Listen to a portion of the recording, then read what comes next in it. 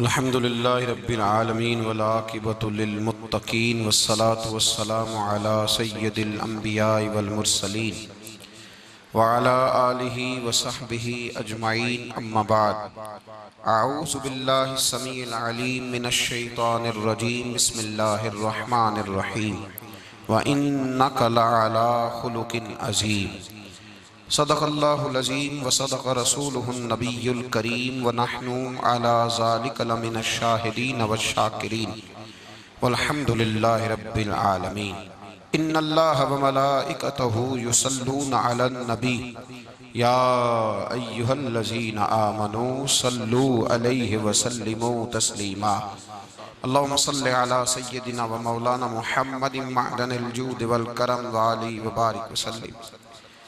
तमाम तारीफ़ हम्द व सना अल्लाह ताला जल्ल मजदुहुल करीम के लिए। हर किस्म के दुरूद व सलाम नबी रहमत सल्लल्लाहु अलैहि वसल्लम की ज़ाते वाला सिफ़ात के लिए। आज का जो उन्वान है वो हमा पहलू उन्वान है। हमा पहलू जिसकी फ़र्द के लिए भी उतनी ही ज़रूरत है और मुआशरे के लिए भी उतनी ही ज़रूरत है। अगर इखलाकी कदरें किसी मुआशरे की बहाल हो जाएं तो वो मुआशरा दुनिया में जी जाता है, वो जीने लगता है। और अगर कोई मुआशरा अपनी इखलाकी कदरें छोड़ जाए, इखलाक रुखसत हो जाए, सरमाया जितना मर्जी पड़ा रहे, जायदादें जितनी मर्जी हों, अगर इखलाक किसी मुआशरे का रुखसत हो जाए तो वो मुआशरा जिंदा नहीं रहता, वो मर जाता है। इखलाक इतना ज़रूरी है। पहले तो ये समझ लें कि इखलाक है क्या। इखलाक बना है खुल्क से। एक होता है खल्क और एक होता है खुल्क। इन दोनों में फ़र्क है। खल्क कहते हैं ज़ाहिरी जिस्म को, तख्लीक को। खुल्क कहते हैं आदत को। खल्क जिस्म को कहते हैं और खुल्क आदत। यूँ समझ लें खल्क सूरत को कहते हैं और खुल्क सीरत को कहते हैं। इंसान वजूद के लिहाज से बड़ा अच्छा हो पर उसकी आदतें अच्छी ना हों तो वो अपने माँ बाप के लिए भी बोझ ही होता है।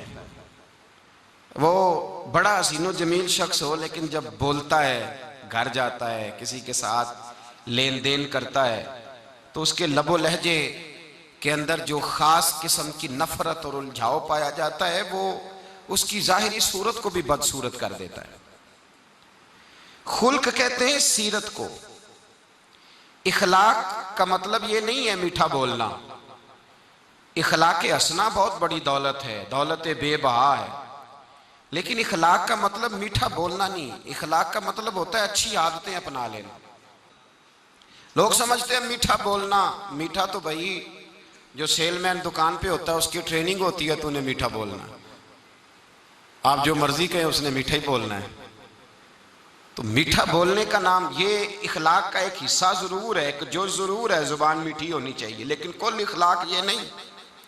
बहुत सारे लोग ऐसे हैं जो उठ के मिलते हैं, माथा भी चूमते हैं, प्यार भी करते हैं, करीब भी बिठाते हैं, जी आया नू भी कहते हैं, लेकिन जब बंदा उठ के जाता है तो पीछे बुरी बातें भी करते हैं। तो वो इखलाक वाले नहीं हैं, वो तो दो मुँहों वाले हैं। ऐसे शख्स को तो नबी पाक ने लानती फरमाया है। तो इखलाक का मतलब लोगों ने मीठा बोलना ले लिया है। सिर्फ गुफ्तगू के अंदर अपनी गुफ्तगू में बनाव सिंगार कर लेना, लफ्ज़ों को थोड़ा मुरक्का मुसज्जा कर लेना, अपनी बात में मिठास पैदा कर लेना, अपने आप को थोड़ा सा मुनव्वर कर लेना बातों की हद तक, ये इखलाक नहीं। ज़रूर समझिएगा, इस पहलू को ज़रूर गौर कीजिएगा। हमने अपने आप को परखना है हुजूर के इखलाक हसना की रोशनी में। मेरे भाई, एक आदमी अपनी गुफ्तगू बड़ी मीठी है, जी करके बोलता है, लेकिन उसके सीने में नफरत भरी हुई है, उसके पीछे तकब्बुर भरा हुआ है। जब आदमी उठ के जाता है तो कहता है कैसा मैंने शीशे में उतारा। तो ये इखलाक वाला है या निफाक वाला है? तो इसने इखलाक का मुजाहरा नहीं किया, निफाक का मुजाहरा किया। इखलाक ये है कि तेरा जाहिर और बातन एक हो। इखलाक ये है कि तेरे अंदर खैर खाई पाई जाए।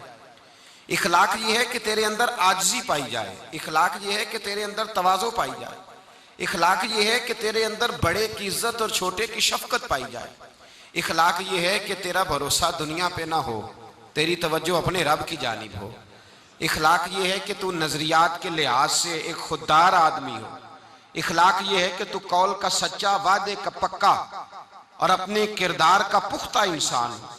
कौल ये है कि तू अमानतदार हो। किसी ने हजरत अली से कहा था किसी अमानतदार की बात सुनाओ, तो कहने लगे सुनाता हूं फारूक आजम की बात। कहा कैसे? फरमाने लगे मैं उमर से मिलने गया। ये इखलाक है। सारा कुछ खा के लोग हजम करके डकार भी नहीं लेते और जाती दफा कहते हैं मैंने तो मुल्क को बड़ा कुछ दिया है, लेकिन उसके लिए तुम्हें टटोलना पड़ेगा, खोदना पड़ेगा, कुरेदना पड़ेगा, फिर पता चलेगा कि मैं मिल्लत को क्या दे के जा रहा हूँ। हजरत अली शेर खुदा फरमाते हैं मैं उमर से मिलने गया, फारूक आजम से। जब मैं ये उनके इखलाक की बात बता रहे हैं। कहते जब मैं उनके पास गया तो दिया जल रहा था। अंदर दाखिल होते ही सलाम लिया तो हाल चाल पूछने की बजाय उमर पूछने लगे कि अली कोई सरकारी काम आए हो, दीनी काम आए हो या जाती काम आए हो? तो हजरत अली रदी अल्लाह ताला अन्हु फरमाते हैं मैंने कहा कि मैं तो जाती काम से आया हूं। तो कहते उमर जल्दी से उठे और दिया उन्होंने गुल कर दिया, चिराग बुझा दिया। तो कहते मैंने कहा कि उमर चिराग क्यों बुझाया है? तो उमर फारूक रदी अल्लाह ताला अन्हु फरमाने लगे मैं सरकारी दस्तावेजात लिख रहा था तो ये सरकार का दिया जल रहा था उतनी देर तक, अब हम जाती बात करने लगे हैं। मुझे डर लगता है अगर चंद कतरे तेल जातियात के लिए इस्तेमाल हो गया तो रब की बारगाह में क्या जवाब देना। ये इखलाकी कदरें हैं, इखलाकी कदरें। जिस कौम के अंदर इखलाकी कदरें बहाल रहती हैं वो कौम जिंदा रहती है।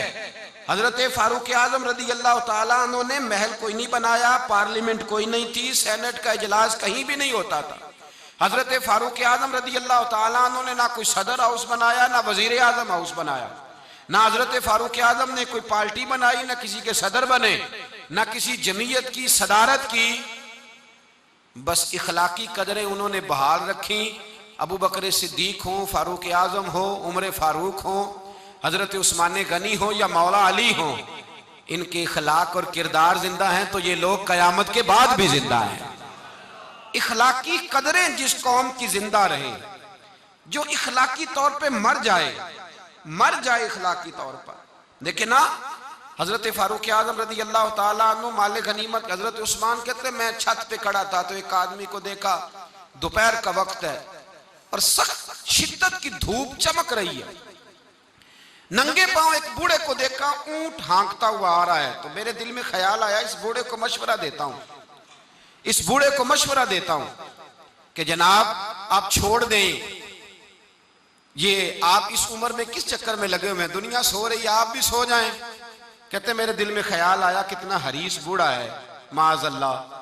फरमाते हैं जब वो मेरे करीब आए, मैं छत पे देख रहा था तो मेरी तो आंसू ही निकल गए। ये कोई हरीस बूढ़ा नहीं है, तो उमर फारूक है, ये तो हजरत उमर फारूक रदी अल्लाह ताला अन्हु। मैं नीचे उतरा, मैंने कहा हुजूर क्या कर रहे हैं, गर्मी का मौसम है। कहने लगे ये माले गनीमत के ऊंट भाग गए थे तो संभालता फिरता हूं।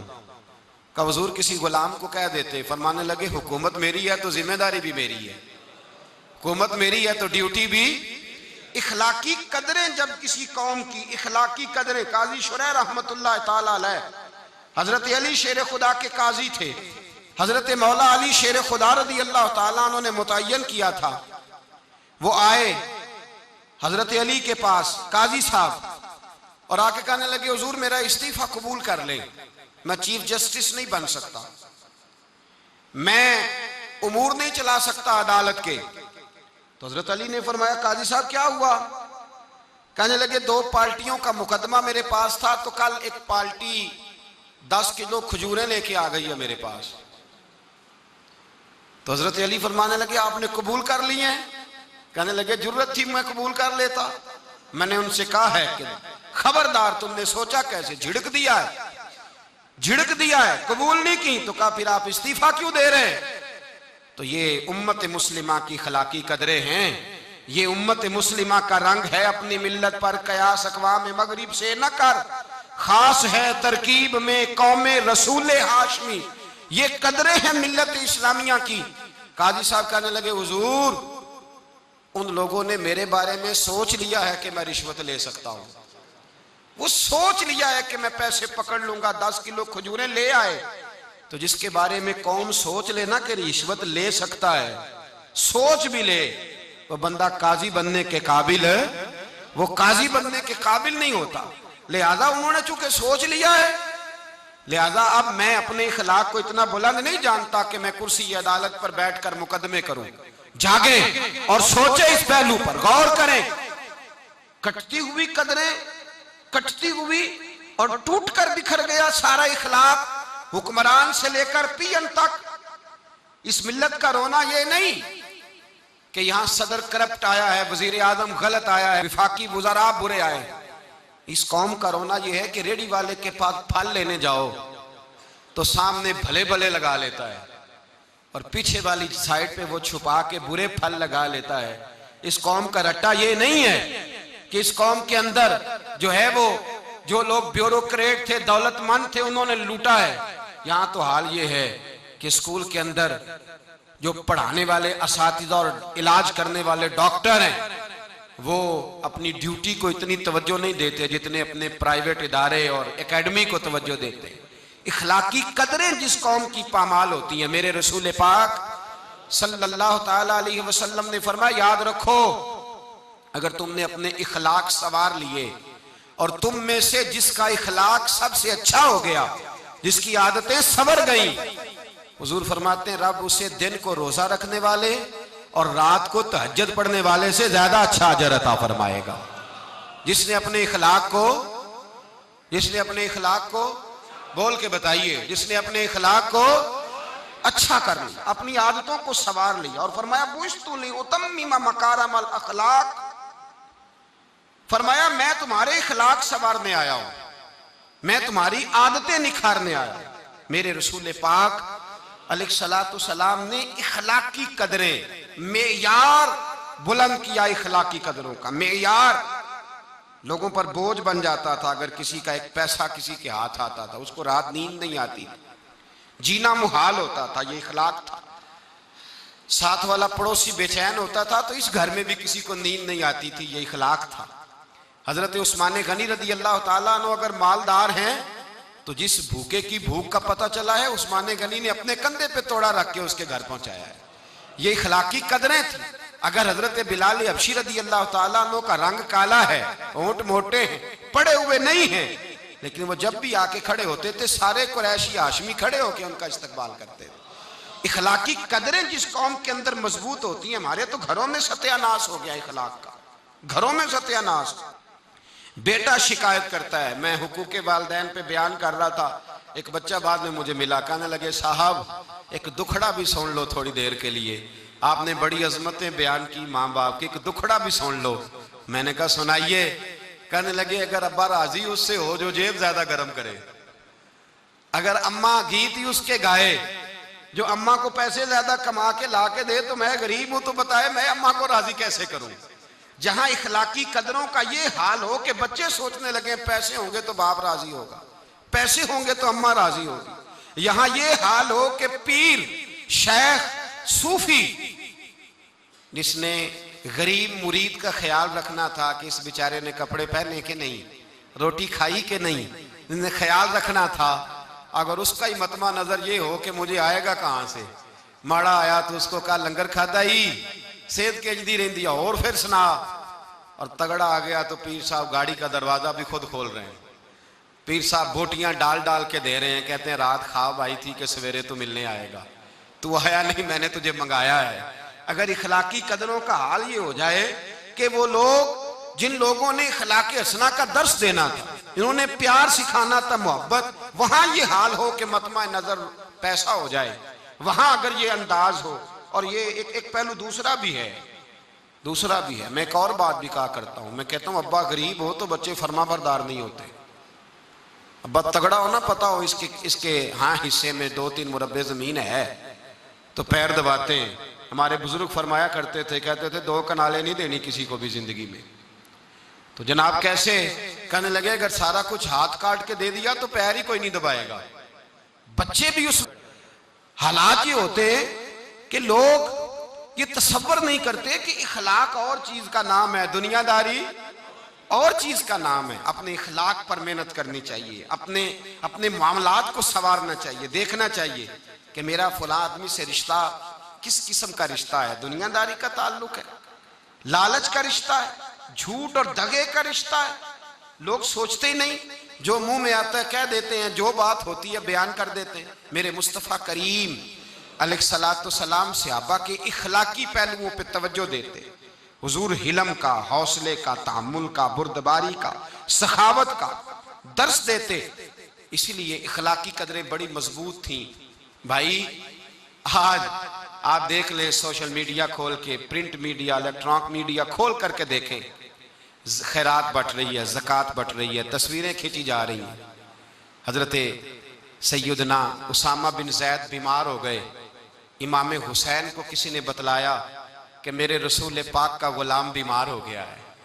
हजरत इमाम हुसैन तीमारदारी करने गए, कदम रखा, हजरत उसामा हुजूर के महबूब थे, कदम रखा कमरे में तो जनाब उसामा ने इमाम हुसैन का चेहरा देखा तो चीख ही निकल गई, तड़प के रोए, कहने लगे मेरी मौज नहीं लग गई, हुजूर के जलवे मुझे नजर आ गए। इमाम हुसैन अंदर दाखिल हुए तो जनाब उसामा बिन जैद ने बाजू पकड़ा और सीने पे रख लिया। हजरत उसामा बिन जैद तड़प के रोए। इमाम अली मकाम कहने लगे भाई रोते क्यों हो, बात बताओ। कहने लगे दुनिया छोड़ रहा हूं पर 80 दिनार का कर्जा है, ना कोई भाई, ना कोई सज्जन, ना कोई दोस्त, असी किसी दे कुछ भी नहीं लगते ते ना कोई साडा दर्दी, शह ही कोई नहीं। सोचता हूं कब्र पे बोझ लेके जाऊंगा और फिर क्या लफ्ज है, क्या हुसैन है। कहने लगे हुसैन आज अगर मुस्तफा करीम हयाते ज़ाहिरी में होते तो मैं जाके बाजू थाम लेता, मैं कदमों में बैठ जाता। मेरा रसूल तो गैरों के भी बोझ उठा लिया करता है।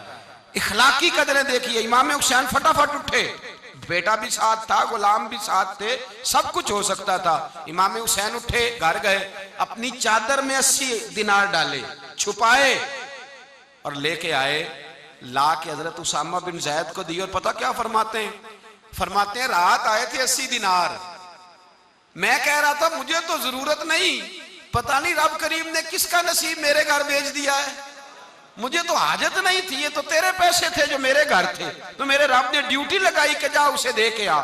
जिस कौम के अंदर इखलाकी कदरें बेदार होती, जिस कौम के अंदर इखलाकी कदरें बेदार होती, उस कौम का अंदाज बदल जाता है, उसके रवैये तब्दील हो जाते। मेरे रसूल पाक सल्लल्लाहु अलैहि वसल्लम ने फरमाया अगर अल्लाह इखलाक को सूरत देता तो सबसे अच्छी सूरत अल्लाह इखलाक को अता फरमाता। सारा दिन कंगा किया, सारा दिन शीशे पे खड़े रहे, सारा दिन आईना देखा। ओ भाई जरा गर्दन झुका के दिल भी देख लेता, अगर तो मैल कोई नहीं फिर तू बड़ा हसीन है, अगर बुग़्ज़ कोई नहीं फिर तू बड़ा प्यारा है, अगर हसद कोई नहीं फिर तेरे अंदर बड़ी रोशनी है, अगर तू किसी का दुख बांटता है तो फिर क्या बात, अगर तुझे किसी पे शफकत आती है फिर क्या बात है, अगर किसी के रोने से तेरी आंखें भी रो पड़ती हैं फिर तू बड़ा ही आला आदमी है, फिर क्या बात। और अगर तेरे अंदर ये वाली हिस्स कमजोर हो गई है, अगर ये वाला रंग तेरे अंदर कोई नहीं। अबू सुफियान आए उन दिनों जिन दिनों हालात बड़े कठिन थे, इख्तलाफ शिद्दत का था। अबू सुफियान आए हुजूर की बारगाह में, आए किस लिए, मक्के में कहत पड़ गया है, बारिश नहीं होती। उधर उस समामा बिन असाल यमामा कबीले के सरबराह कलमा पढ़ के मुसलमान हो गए, सारी गंदम उस कबीले से आती थी। समामा कहने लगा तुम मेरे मुस्तफा को नहीं मानते, कोई गंदम नहीं, भाग जाओ। एक बारिश कोई नहीं, दूसरी गंदम कोई नहीं। अबू सुफियान तड़प के दरे रसूल पे हाजिर हुए।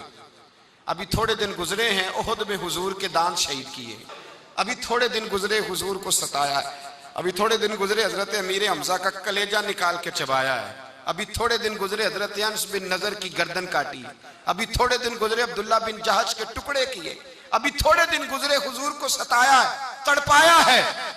पर हजरत अली शेर खुदा फरमाते मैं मानने वाला उस रसूल का हूं जिसके दांत शहीद हो गए, ओहद के अंदर सारी दाढ़ी लहू से भर गई। फरमाते मैं रो पड़ा और मैंने कहा महबूबा अब नहीं मुझसे बर्दाश्त होता, दुआ करें अल्लाह इन पे अज़ाब नाज़िल करे। उठाए हाथ, आप दुआ करेंगे तो अल्लाह तबारक व तआला 2 पहाड़ियों में पीस डालेगा। हजरत अली कहते हैं मैंने अर्ज की तो हुजूर ने हाथ उठाए और दुआ क्या दी, अल्लाहुम्मा हदी कौमी फइन्नहुम ला यअलमून, ऐ अल्लाह मेरी कौम को हिदायत दे दे, ये जानते नहीं ये क्या कर रहे हैं। अल्लाह इन्हें हिदायत दे। ये इखलाक हसना का मेयार। थोड़े दिन पहले हुजूर के साथ ये रवैया। अबू सुफियान अब बेहाल हो गए, बच्चे भूख से मरने लगे, जानवर प्यास से मरने लगे। अबू सुफियान छुपता छुपाता कहने लगा चारा कोई नहीं, मुस्तफा के पास जाना ही पड़ेगा। अबू सुफियान मदीने पहुंच गए। जब पहुंचे ना तो अबू सुफियान की अपनी साहिबजादी हजरत उम्मे हबीबा उम्मुल मोमिनीन थी, रसूलुल्लाह की ज़ौजा थी। अबू सुफियान जब आए तो हजरत उम्मे हबीबा के पास सीधे उनके घर गए बेटी से मिलने। हुजूर का बिस्तर बिछा हुआ था। हजरत उम्मे हबीबा हुजूर की ज़ौजा उम्मुल मोमिनीन बिस्तर बिछा है। अबू सुफियान बैठने लगे, जनाब उम्मे हबीबा कहने लगी अब्बा जी ठहर जाएं। वो ठहरे तो बिस्तर समेट दिया।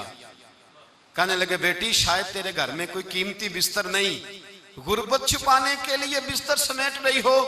जनाब उम्मे हबीबा कहने लगी अब्बा तो मुसलमान नहीं ना हुआ, अभी तेरी सोच काफरों जैसी है। तू यहाँ आके खड़ा हो ना जहां मैं खड़ी हूं, फिर तुझे रसूलुल्लाह की मोहब्बत के रंग का पता चले।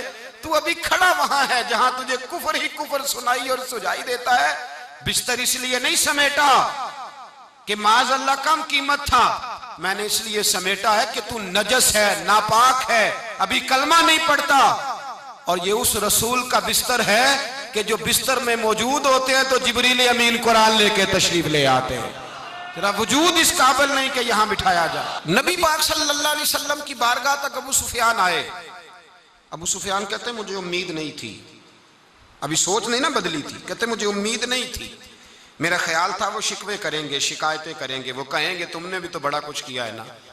अबू सुफियान कहते हैं मैं कुर्बान जाऊं, मैंने ये रंग देखा तो मदीने की फिजा वैसे ही बड़ी ठंडी थी, लेकिन मुस्तफ़ा करीम के साथ जब मैंने बात की तो मेरे वजूद पर गिरिया तारी हो गया, मेरे ऊपर कैफियत तारी हो गई, मैं तड़पने लगा।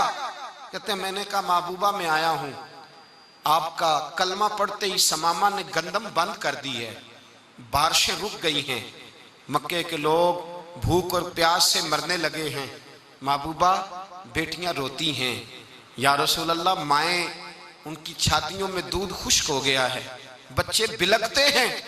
अबू सुफियान कहते हैं मैं दुश्मन था, सारे मक्के के लोग दुश्मनी करते थे, लेकिन जब मैंने ये लफ्ज कहे ना अचानक मेरी नजर उठी तो मुस्तफा करीम की तो आंखें आंसू बरसा रही हैं।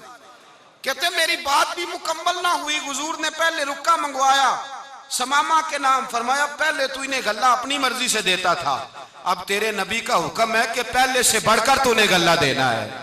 और फिर मेरे मुस्तफा ने हाथ उठाए। ओ भाई मुश्किल होता है, मुश्किल होता है, सगे भाई के लिए लोग दुआ नहीं करते, कहते मेरा शरीका है, सास बहू के लिए बहू सास के लिए दुआ नहीं मांगती, कहते इख्तलाफ है, लोग लोगों की जिंदगी नहीं मांगते, बीमारी में शिफा नहीं मांगते। अबू सुफियान कहते हैं आमना के लाल तेरे कुर्बान जाऊं। हुजूर ने हाथ उठाए और कहा है अल्लाह मक्के की संगलाख पहाड़ियों पे बारिश बरसा, ऐ अल्लाह खेतियां हरी कर दे, ऐ अल्लाह माओं की छातियों में दूध भर दे, अल्लाह औरतों को ताजगी दे दे, बच्चों को रानाई दे दे, फलों फूलों को ताजगी दे दे। अबू सुफियान कहते पहले हुजूर रो रहे थे और जब नबी पाक की दुआ देखी तो मैंने रोना शुरू कर दिया, मैंने रोना शुरू कर दिया।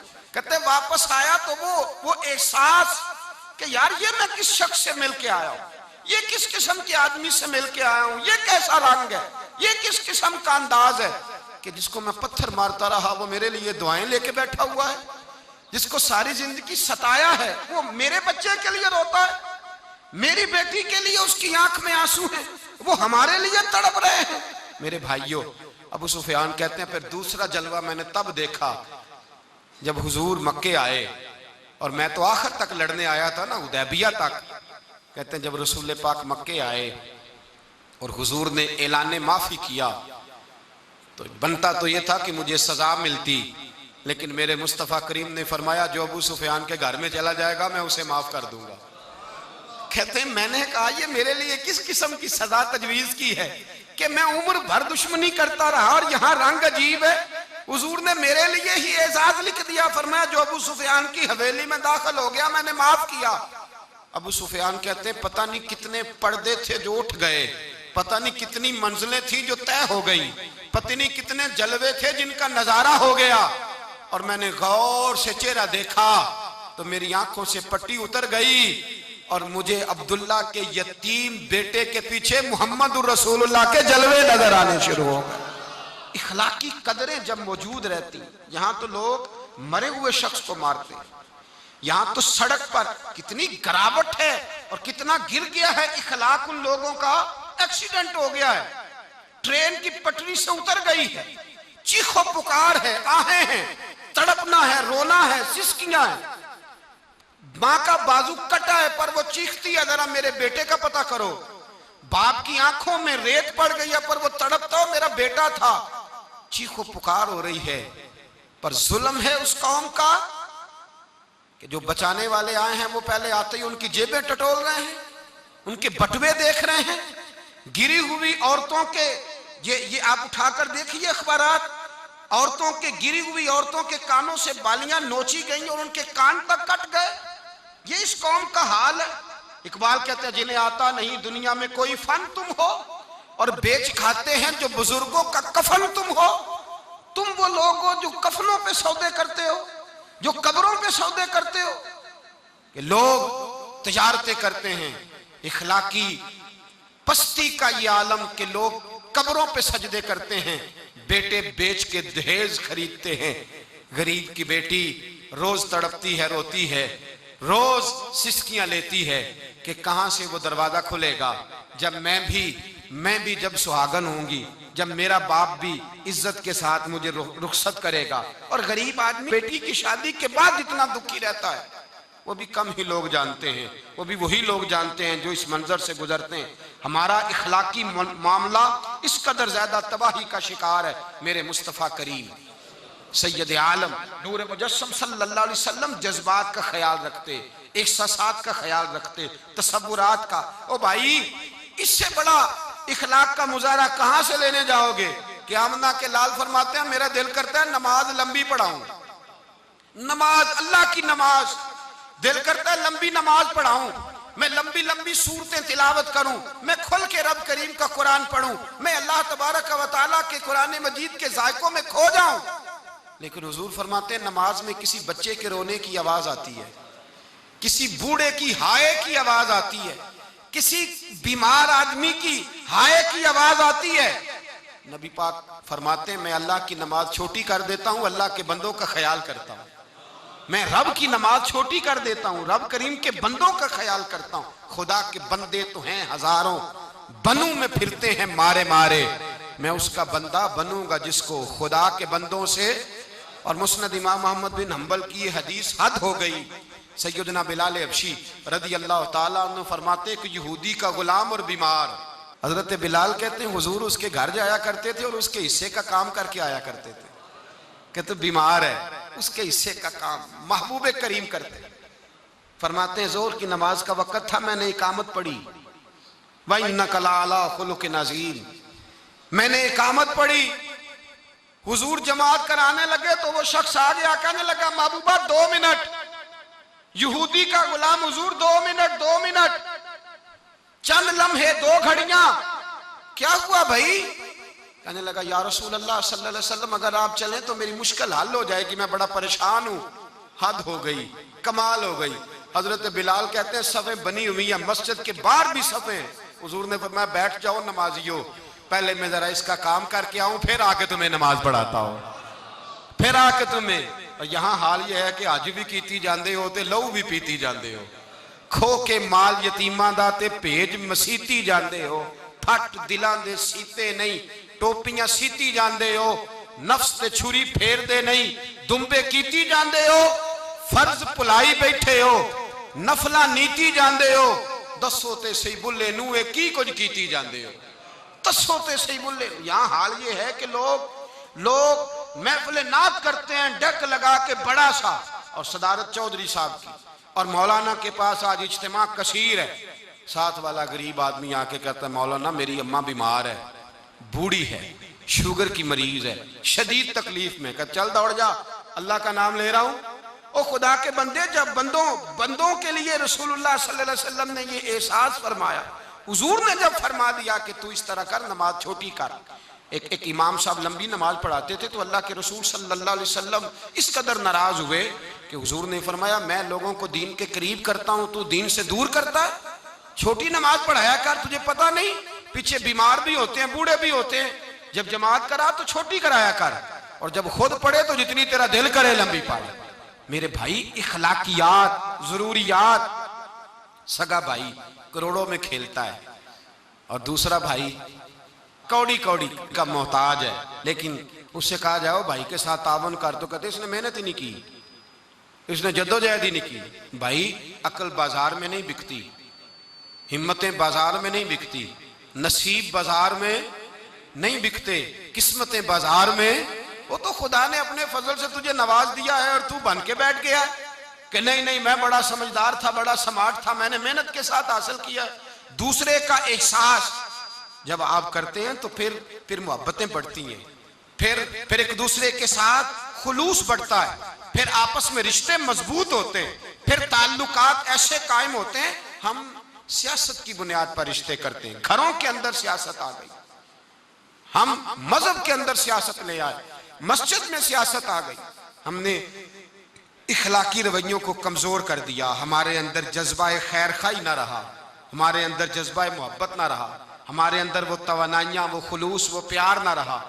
हुजूर के पास यहूदी आया जासूस बन के आया, नबी पाक सल्लल्लाहु अलैहि वसल्लम की जासूसी करने। रात को हुजूर अलैहिस्सलातु सलाम से कहने लगा, मैंने आपके घर में रहना है। मैं बिस्मिल्लाह रहो। हुजूर ने अपने घर के अंदर चारपाई लगा के एक जौजा मुहतरमा से हुजरा खाली करा के उसे सुलाया। क्या खाओगे? कहने लगा जो है ले आओ। बड़ा मोटा ताजा था, 4-5 बकरियों का दूध पी गया, खजूरें खा गया, सिरका खा गया। सुबह रसूल पाक नमाज के लिए तशरीफ ले गए। अब उसने इतना खाया कि रात को उसका पखाना और पेशाब बिस्तर पे ही निकल गया। हुजूर तशरीफ लाए, जब सरकार तशरीफ लाए तब तक शर्म के मारे उठ के भाग गया, लेकिन गलती ये हो गई कि सोने की अंगूठी पहनी हुई थी वो वहीं भूल गया। जब वो भूल गया, कुएं पे जाके उसने गुस्ल किया, वापस लौटा, कहता जब मैं आया हूं तो मैंने देखा नबी पाक अपने दस्ते मुबारक से मेरा बिस्तर धो रहे हैं। हुजूर मेरा बिस्तर धो रहे हैं। नबी पाक सल्लल्लाहु, अब मेरा ख्याल, अब चूंकि अंगूठी की मजबूरी थी, माल छोड़ नहीं सकता था, अब मेरा ख्याल था कि सख्त सुस्त कहेंगे मैं सुन लूंगा। कहते हैं जब मैं दरवाजा रसूल से दाखिल हुआ अंदर, तो नबी पाक सल्लल्लाहु अलैहि वसल्लम मेरी तरफ देखा और हुजूर मुस्कुराए। हुजूर मुस्कुराए और हुजूर ने मुस्कुरा के फरमाया कि आप कहाँ गए थे? नहाने गए थे? मैंने बिस्तर साफ कर दिया है, ये आपकी अंगूठी पड़ी है, आप बैठिए मैं नाश्ता लेके आता हूँ। कहते रसूल पाक जैसे ही कदम बाहर रखने लगे मैं चीख के पीछे भागा, मैंने बाजू थामा, मैंने कहा महबूबा मैं जासूसी करने आया था, मैं पता करने आया हूं पर मुझे पता चल गया है आप वाकई अल्लाह के सच्चे रसूल हैं। जिस कौम के अंदर इखलाकियात मौजूद रहते हैं उस कौम का गरीब परेशान नहीं होता, उस कौम में दुख नहीं पनपते।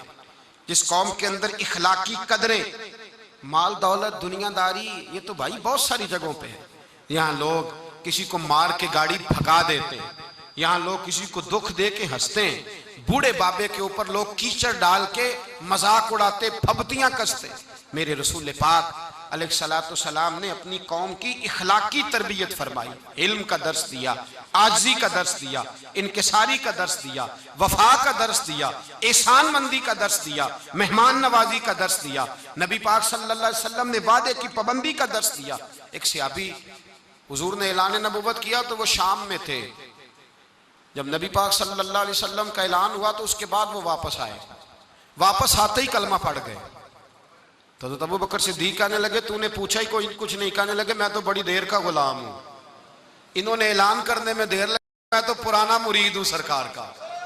कहा वो किस तरह? कहने लगे हुजूर सल्लल्लाहु अलैहि वसल्लम से मैंने कुछ चीज खरीदी बहुत पहले, ऐलान नबूवत से बहुत पहले। तो कहते हैं मैं हुजूर को एक कुएं पे बिठा के ना, कुएं पे तो मैं चला गया, मैंने कहा यहाँ बैठिए मैं पैसे लेके आता हूँ। घर जाके मैं भूल गया, एक दिन, 2 दिन, तीसरे दिन याद आया, तीसरे दिन याद आया। कहते याद आने पे भी मैं भागा नहीं, मैंने कहा वो कहाँ बैठे होंगे, चले गए होंगे, चलो फारिग होके जाता हूँ। कहते फारिग होके मैं गया, हजरत सैयदा खतीजतुल कुबरा रदी अल्लाह ताला अन्हा के दरवाजा नूर पे मैंने दस्तक दी। अम्मा जी अंदर से बोली, कौन है दरवाजे पे? मैंने कहा मैं हुजूर से मिलने आया हूँ, मोहम्मद इब्ने अब्दुल्ला सल्लल्लाहु अलैहि वसल्लम की जियारत की खातर आया हूँ। तो कहते अम्मा जी अंदर से बोली, कहने लगी 3 दिन हो गए हुजूर तो घर ही नहीं आए, 3 दिन हो गए घर ही नहीं आए। कहते अब मैं कांपा दौड़ा उस कुएं पे गया, और जब मैं वहां पहुंचा तो अल्लाह के रसूल बैठे थे। सरवर आलम सल्लल्लाहु अलैहि वसल्लम ने देखा तो इखलाक की वो बुलंदी, वो पहाड़, वो कदरें आली, यहां भी जलाल नहीं, यहां भी जुबान में तुरशरुई नहीं, तलखी नहीं, कड़वाहट नहीं।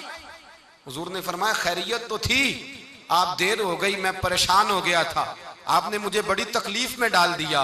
कहते वो मैंने पैसे थमाए, रातें भी होती तो मैं मुस्तफ़ा को सोचता, दिन भी निकलता तो मैं हुजूर को ही सोचता, सुबह शामें मैं तिलावतें ही हुजूर की करता।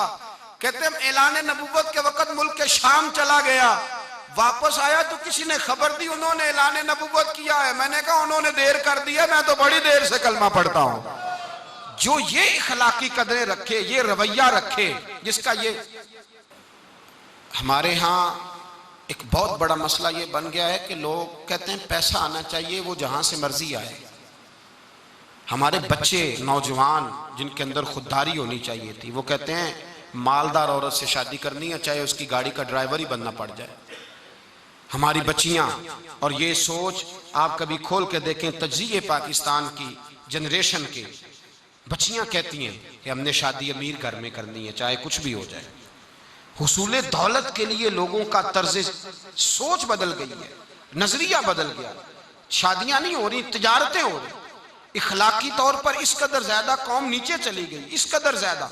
और फिर उससे आगे बढ़कर हमारा जो रवैया एहसान के मामलात में है, हम लोगों से ताल्लुक नहीं बनाते, काम लेते, ये बड़ी इखलाक की गिरी हुई हरकत है। हम किसी बंदे को बतौर टिश्यू पेपर के इस्तेमाल करते हैं, सीढ़ी बनाते हैं किसी को ऊपर चढ़ने के लिए।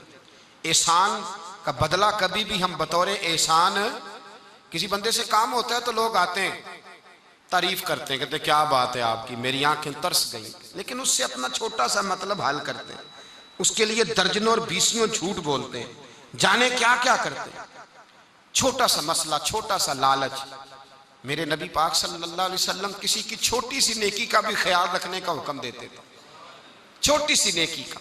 हबशा नजाशी, हबशा का बादशाह, जब मुसलमान मक्के से हिजरत करके गए थे, मदीने आने से पहले तो उसने बड़ी कदर की थी, काफिरों की साजिश और शरारत के बावजूद मुसलमानों से नेकी की। उसके कुछ लोग हुजूर के पास आए मिलने के लिए मदीने।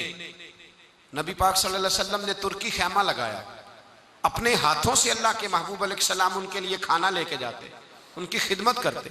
सहाबा कहते हुजूर हमें हुक्म दे दें, हमें हुक्म दे दें, हमें। तो नबी पाक सल्लल्लाहु ताला अलैहि वसल्लम फरमाते नहीं, जब मेरे गुलाम गए थे तो इनके बादशाह ने बड़ी खिदमत की थी, एक दफा खिदमत कर दी, बात हो गई, चाय पिला दी, खाना खिला दिया, रहने को मकान दे दिया, मसला खत्म हो गया। लेकिन महबूबे पाक ने उस चीज का ख्याल रखला, असला नाल जे नेकी करिए और नस्ला ताक नहीं भुल दे, बेअसला नाल नेकी करिए ते फुल कंडिया नाल तुल दे। लोग भूल जाते, हल जज़ाउल इहसान इल्ला इहसान, यहाँ नेकी का बदला नेकी के साथ देने को तैयार नहीं।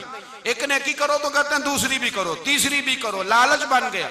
लोग इखलाकी कदरें भूलते चले जा रहे, भूलते चले जा रहे इखलाकी कदरें। मेरे मुस्तफ़ा करीम सैयद आलम सल्लल्लाहु अलैहि वसल्लम इतना ख्याल, सौबिया या सवैबा नाम की हुजूर की एक रजाई वालदा है, हुजूर को दूध पिलाया था। ये वही है जिनको अबू लहब ने इशारा करके आजाद कर दिया था।